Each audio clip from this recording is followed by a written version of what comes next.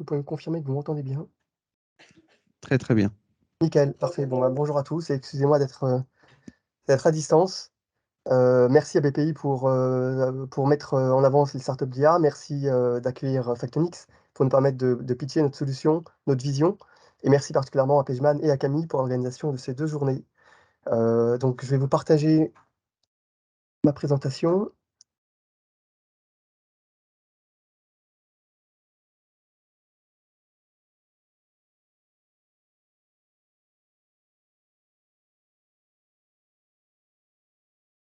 Super. Donc je vais vous présenter donc aujourd'hui Factonix, startup donc française, dans laquelle je suis, cofondateur, créée, il y a 4 ans.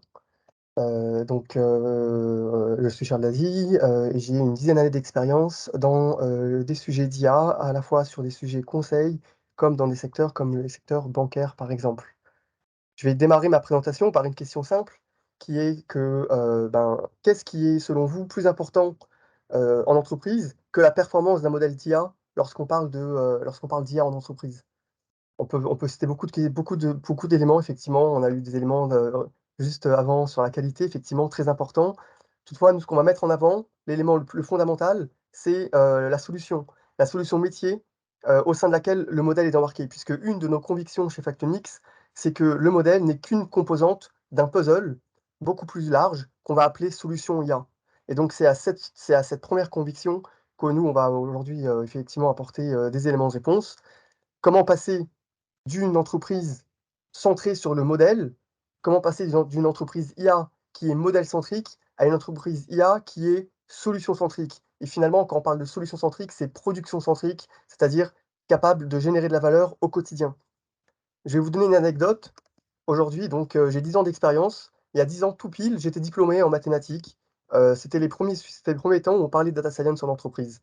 Au même moment apparaissait le rôle du data scientist en entreprise. J'ai passé plusieurs années à essayer d'expliquer, d'évangéliser, de former des équipes en interne à être capables de créer des modèles d'eux-mêmes.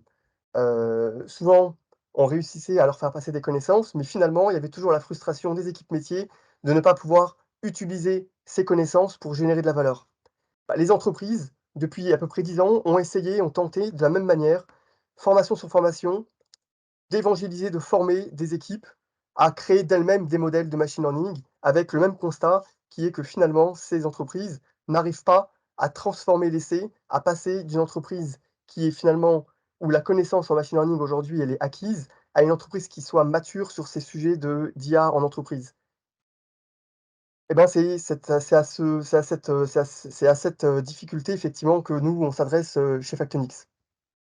Prenons quelques instants et revenons sur, finalement, le chemin pour aller sur la production d'une solution IA. Alors forcément, ça passe par le modèle. Ce fameux modèle d'IA où, pour le créer, on va en entreprise initier des pôles d'excellence. On va mettre des data scientists, des machine learners, data engineers, s data stewards, et cetera. Et puis, on va aller chercher un problème en entreprise. Une fois qu'on a trouvé ce problème, on va récupérer la donnée. On va faire la qualité de la donnée, la préparation. On va faire le feature engineering, on va apprendre le modèle. On va itérer, on va obtenir un modèle à 95-99 de solutions et on est content. Ça nous a pris 1 mois et demi, dans le meilleur des cas. Il y a des solutions d'AutoML qui existent, qui permettent de réduire ce temps à quelques semaines, voire quelques jours. Et pour autant, est-ce qu'au bout de ce mois et demi, on est prêt et les métiers sont prêts à générer de la valeur à partir de ce modèle? La réponse est malheureusement non et le chemin est encore long. Le chemin, il passe par forcément des sujets au niveau de l'injection des données. Comment faire pour collecter et injecter de la donnée, souvent maintenant en temps réel, via différentes API internes, externes? Comment faire pour gérer les problèmes de sécurité, de compliance? On parle de sujets bancaires aujourd'hui notamment, qui sont des sujets fondamentaux lorsqu'on veut mettre en production des solutions d'IA. On commence à augmenter en nombre de temps. Et puis, on s'arrête pas là, puisque évidemment, il va falloir travailler sur la qualité de la donnée. Qualité de la donnée intrinsèque, qualité de la donnée en termes de versionning, quelle donnée a permis d'entraîner une certaine version de modèle, comment savoir une autre mouture du modèle, sur quelle version elle a été entraînée, comment suivre les versions entre les modèles et les données. Bref, beaucoup de sujets à la fois de qualité et de versionning, des modèles et des jeux de données. Bien évidemment, aujourd'hui, plus que jamais, on se rend compte, a fortiori, que Aucune solution d'IA n'est intéressante s'il n'y a pas cette boucle de rétroaction, ce qu'on peut appeler d'un point de vue technique, cet apprentissage en continu, être capable à la fois de collecter le feedback des utilisateurs et puis à la fois de pouvoir réentraîner tout en suivant la qualité, les dérives, et cetera sur les modèles. De pouvoir tester à ces différentes étapes l'ensemble des métriques à la fois techniques et statistiques. Déjà de mettre ça en place, on est déjà à peu près à 8 mois et puis on a finalement qu'une solution technique et nous, ce qu'on veut, c'est obtenir une solution qui génère de la valeur pour les équipes métiers. Pour cela, évidemment, le sujet de data UX, data UI, comment les utilisateurs sont capables de s'approprier dans leur routine métier cette solution. Comment faire pour qu'un maximum d'utilisateurs puissent s'intégrer avec parfois des usages qui sont différents au niveau d'une même solution? Et évidemment, aujourd'hui, on ne parle pas de solution d'IA sans monitoring, à la fois de MLOps et puis aussi du ROI business généré.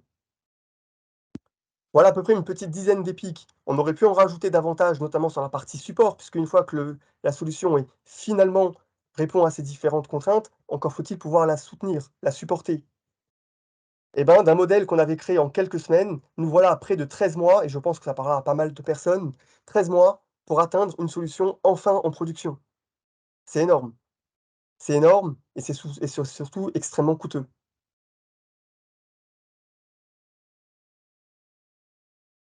Par cette illustration, finalement, on s'est rendu compte d'une chose. Effectivement, le modèle n'est qu'une brique, qu'une composante d'un puzzle plus large.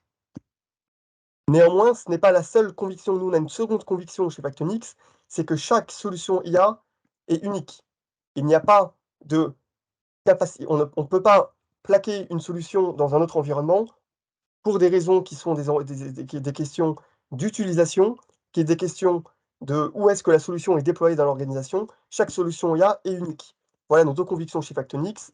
Le modèle n'est qu'une composante d'un puzzle plus large et chaque solution IA est unique. C'est à ces 2 convictions qu'on va apporter une solution et qui vont nous permettre effectivement de dépasser les fameux chiffres de 85 aujourd'hui des sujets ne passent jamais en production et quand bien même ils passeraient en production, seulement 10 des sujets d'IA aujourd'hui en entreprise atteignent finalement un seuil de rentabilité puisqu'il ne suffit pas de compter le nombre de modèles en production, encore faut-il être capable de les supporter, encore faut-il être capable de permettre à un maximum de personnes de les utiliser pour en augmenter leur ROI. Basé sur ces 2 convictions, donc on a créé Factonix il y a 4 ans pour effectivement réinventer la manière dont on pense l'entreprise IA. Ne plus penser une entreprise IA basée sur le modèle, mais construire une entreprise IA sur les solutions et sur la valeur générée. On est 100 indépendant, on est créé depuis 4 ans et on a maintenant plusieurs dizaines de cas d'usage éprouvés et utilisés au quotidien par nos clients. On travaille aujourd'hui dans principalement 3 secteurs d'activité: la grande consommation FMCG pour des acteurs comme Givaudan, Chanel, L'Oréal, notamment dans la cosmétique et l'agroalimentaire, pour des groupes également comme Nestlé, un peu partout dans le monde. On travaille également dans le secteur retail pour des groupes comme Carrefour, Manutan. On travaille également pour le secteur public et les banques publiques. Mmh.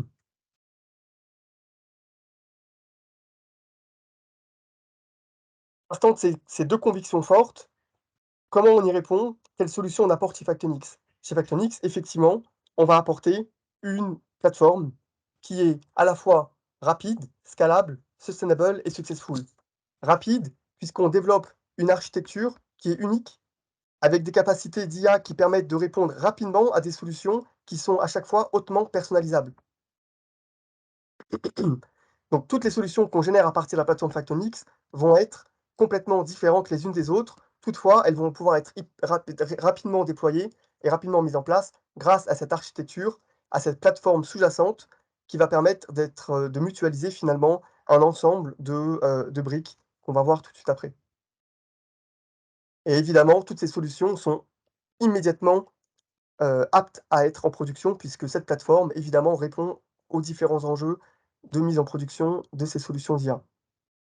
Le deuxième, effectivement, c'est la scalabilité, puisque nous, ce qu'on prône évidemment chez Factonix, c'est la capacité de répliquer des solutions IA. Répliquer des solutions IA, ça ne veut pas dire uniquement d'être capable de copier le code, de copier une pipeline pour en reproduire la même chose.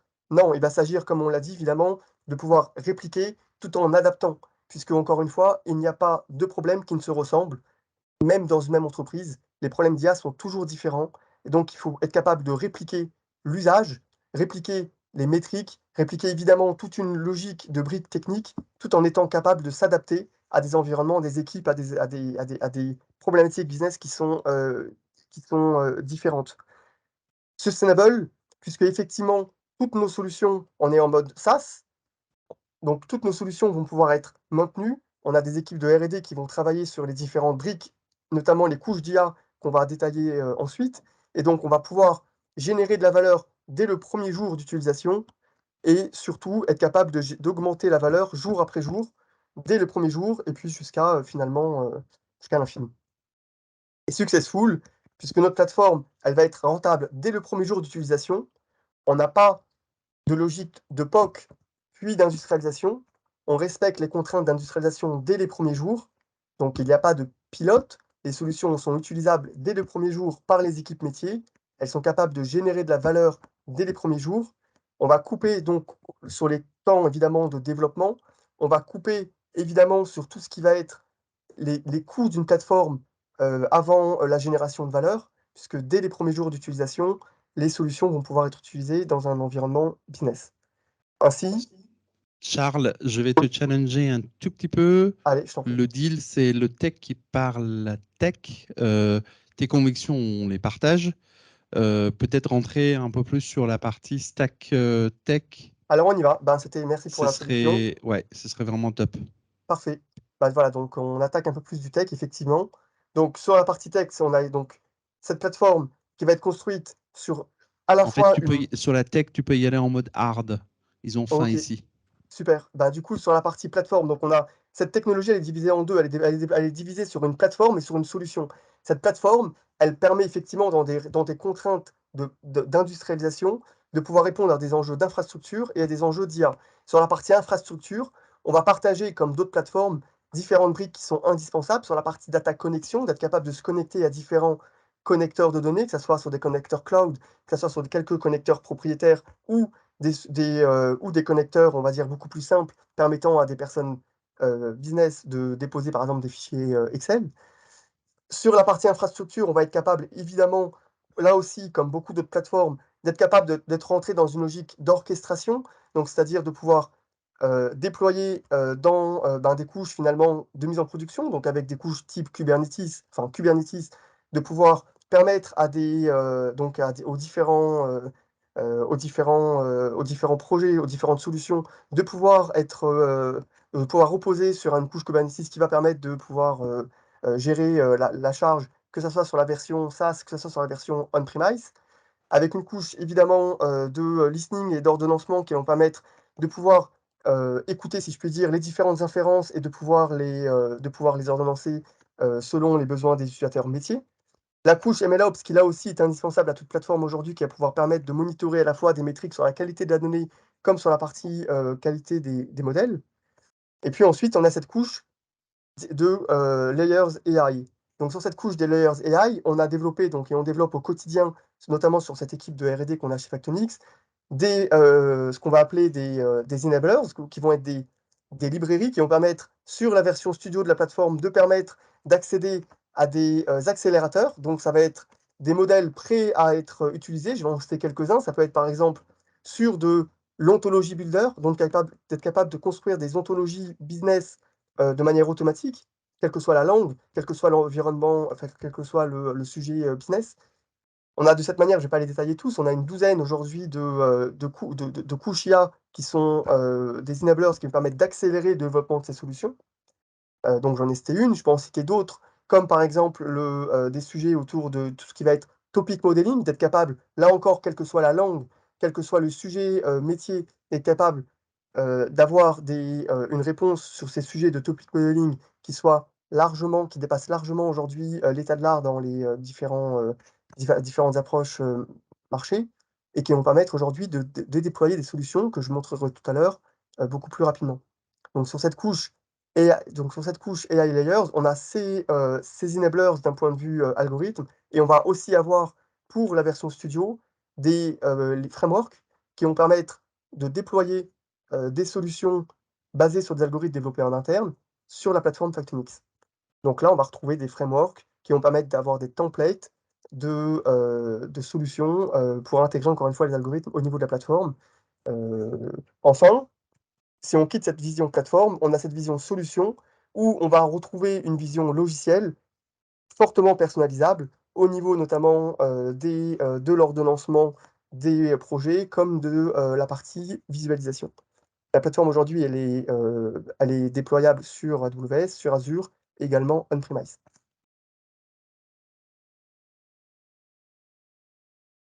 Sur la partie, donc je reviens un petit peu sur cette partie réplicabilité qu'on prône, nous, chez Factonix. Effectivement, sur la capacité de pouvoir répliquer un cas d'usage, plusieurs fois, en ayant à chaque fois cet effet multiplicateur. Nous, ce qu'on va prôner, c'est cet effet réseau dans l'entreprise où la première fois qu'on va déployer une solution, il va y avoir de la personnalisation, notamment au niveau des schémas de données et notamment au niveau du dashboarding. Et puis, dès la deuxième fois qu'on va déployer une solution qui est équivalente, les temps et les coûts de, déploiement vont être, réduits, à une part qui soit, marginale.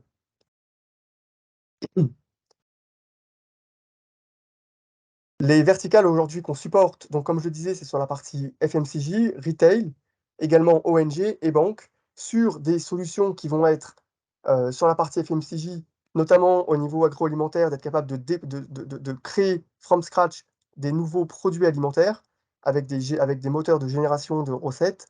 Donc on va travailler pour des acteurs, comme je l'ai dit tout à l'heure, sur, ces sujets-là, notamment côté, R&D recettes. Sur la partie retail, ça va être sur la partie catégorisation de produits, optimisation d'assortiment. Sur la partie ONG, on va travailler aujourd'hui avec différentes ONG françaises sur l'augmentation du volume de dons, comme l'augmentation de l'impact au niveau des campagnes, de dons. Enfin, sur la partie banque, on va travailler sur des sujets de, mesure de score ESG, notamment sur la partie sociale et gouvernance ainsi que sur la partie détection, de tendances au niveau technologique. Est-ce qu'on arrive vers la synthèse?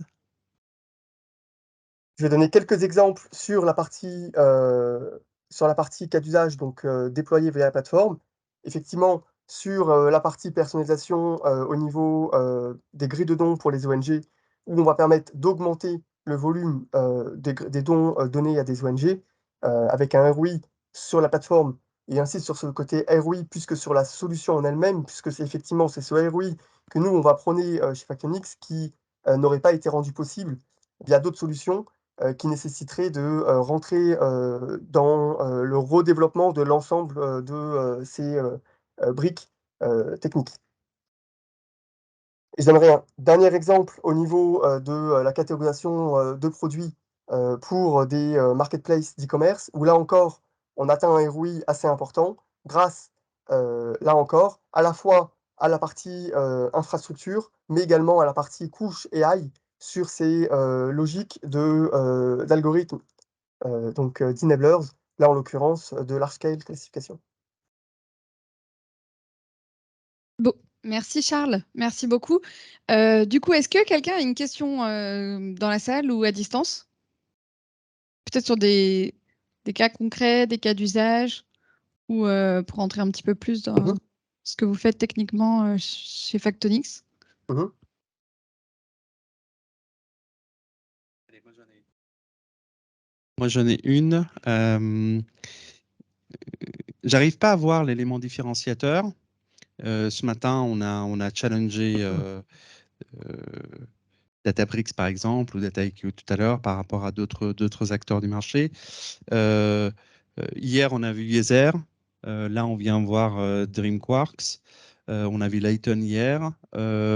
C'est quoi l'élément différenciateur de la plateforme aujourd'hui par rapport aux solutions qui existent? Alors, l'élément différenciateur, il est simple. Il est qu'aujourd'hui, les solutions qui existent visent à multiplier les modèles dans l'entreprise. Nous, on vise à multiplier les usages. Donc OK. aujourd'hui, enfin, Donc c'est j'insiste, hein, je mets plutôt l'emphase autour parce du que c'est business case, l'approche de ton business case. C'est ça? Mais en stack technologique, on est équivalent? alors, enfin, tu m'as demandé sur l'aspect général. Donc sur l'aspect général, on est d'un côté sur une multiplication des modèles qui aujourd'hui, se multiplient effectivement. Il y en a une facilité via les différentes solutions d'AutoML notamment à générer des modèles avec des usages qui sont de moins en moins, qui sont pas adoptés tout simplement. Là où chez, Factonix, chaque solution déployée est utilisée et a un ROI. Ça, c'est sur l'aspect général, sur l'aspect business.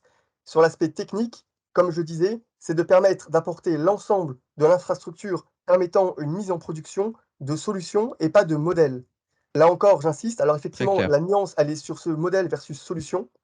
C'est bien des solutions. Dans la main, nos personas sont des utilisateurs métiers.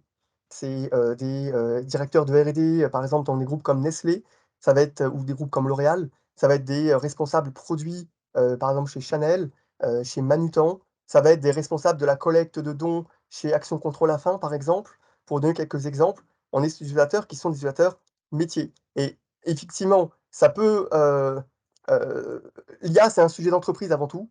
Donc on peut parler technique, mais néanmoins, aujourd'hui, nous, on n'a pas honte de créer de la valeur auprès des métiers. Donc sur l'aspect technique, on apporte l'ensemble de l'infrastructure qui va permettre de mettre en production une solution et pas simplement un modèle. Très clair. Un grand merci. Si pas de questions, ça clôture la session du matin. Grand merci Charles et au revoir.